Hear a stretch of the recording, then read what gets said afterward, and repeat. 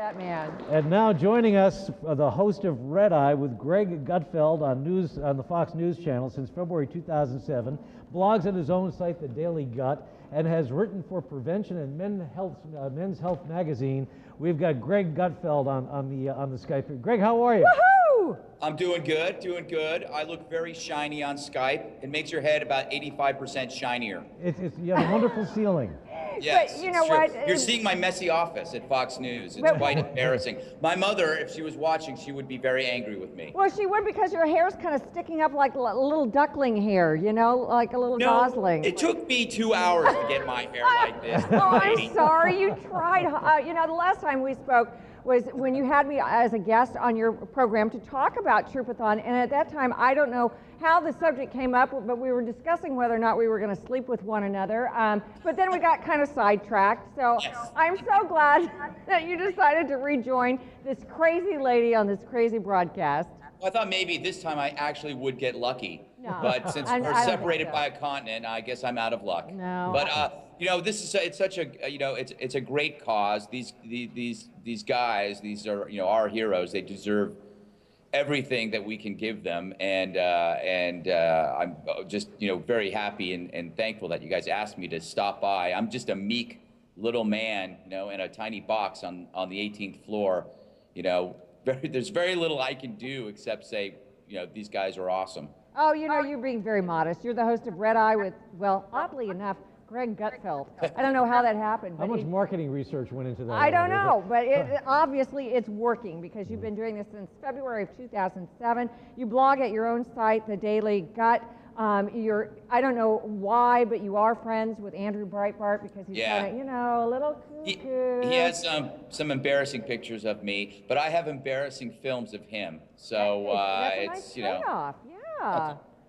Greg, you're on the inside of the news media and the epicenter of the liberal media, the establishment media in New York.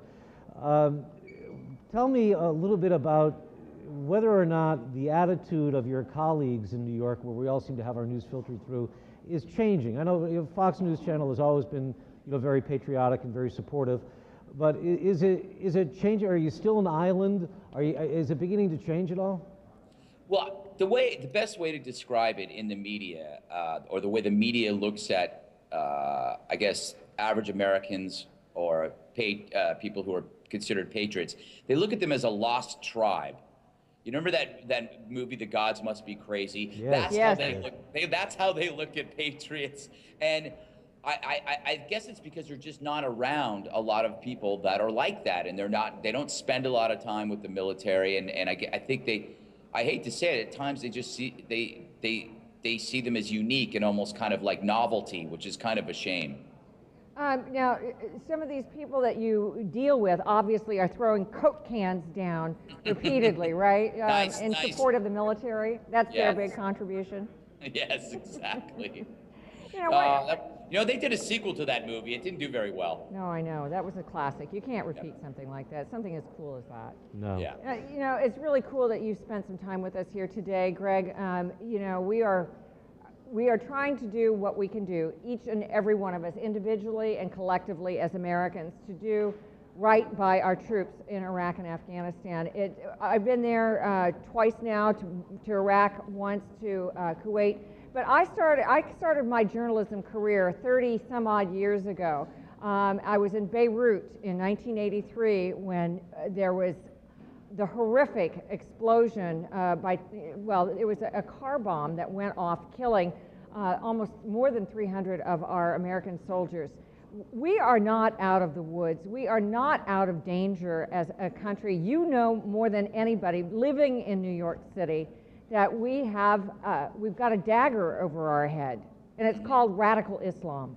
Yeah, well, I think it's just something that we have to treat like the weather. It's never going to go away, and we have to deal with it. I mean, I was here in New York in 9/11. I was living in London when the July 7th bombing took place.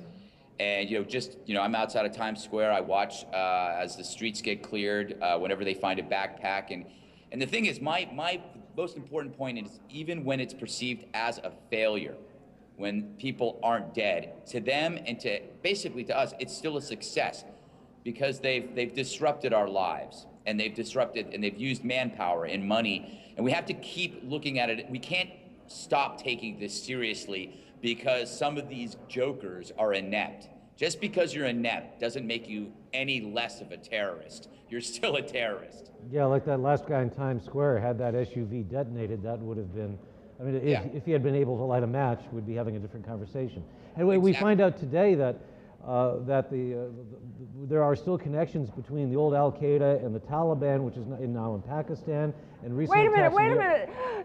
The American left told me there was no connection. No connection whatsoever. I believe them. There was no connection. But New York is still target number one, and it's looking more and more like just a block from where you are. Times Square is the place they're aiming for. Yeah. Yeah, it's well, you know what? People have to remember that just because you don't live in New York, they're actually trying to kill you. It's a symbolic gesture. If they had the chance, they would kill you. So even though you're living in Idaho or Los Angeles or whatever, the fact that they're putting a bomb in Times Square is no different than them putting a Times Square in your bedroom, a bomb in your bedroom, not Times Square, although that would be fun. But you know what I mean. The fact is, given the opportunity, they would try to kill you. It doesn't matter where they do it. They want you dead. We very much appreciate you sharing your time with us. We wish you continued great success with the ratings on Fox News, because we don't ever want you to go away. But listen, do me a favor. The next time you come back on the program, would you fix your hair for me? This is great hair. Oh, for crying out loud, your mother would be so embarrassed. Greg Gutfeld. This is awesome hair. I told you look like a little ducky with your hair sticking up there. Hey, well, some people like that. Go back to work. Go back to work. And okay. tell everybody you know to make a contribution to Move America Forward to Troopathon.org. Start blogging or tweeting or whatever you do, honking your horn or stomping your feet or whatever you can do. Get the word out for us, would you? You got it. All right. Thank you, and we'll be watching. Everybody, that was Greg Gutfeld from Fox News. We